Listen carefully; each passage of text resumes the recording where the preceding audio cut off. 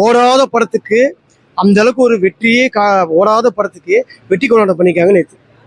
அது என்ன நியாயமா? அது இங்க இப்பவே பாக்குறீங்க.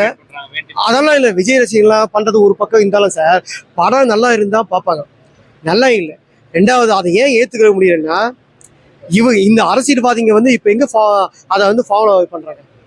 நீங்களே எடுத்துங்க, நம்ம திமுக வந்தா சரி, ஏடிஎம்கே வந்து யாரா இருந்தாலும் ஒவ்வொருத்தரோட கட்சி ஆஃபீஸ்லையும் சரி, அவங்கவுங்க சேனலோட ஆஃபீஸ்லையும் சரி, எல்லா ஆஃபீஸ்லையும் ஹிந்திக்காரன் தான் செக்யூரிட்டி, ஹவுஸ் கீப்பிங்கு, பெரிய பெரிய ஐடி கம்பெனியெல்லாம் வந்து ஹிந்திக்காரன் தான் செக்யூரிட்டி. அவனுக்கு வாயில வந்து தமிழே வரமாட்டுது, ஹவுஸ் கீப்பிங்கு தமிழ் வரமாட்டுது.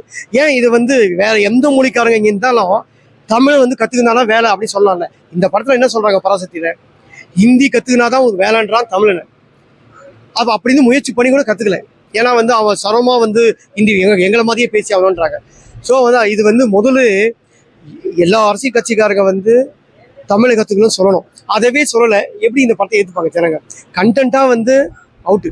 அதாவது என்னது, தீ பரவட்டும் திரையில மட்டும்தான், நிஜ வாழ்க்கையில எந்த பொலிட்டிக்கல்காரருக்கும் தீ பரவாது. அப்படிதான் நம்ம சொல்ல முடியும்.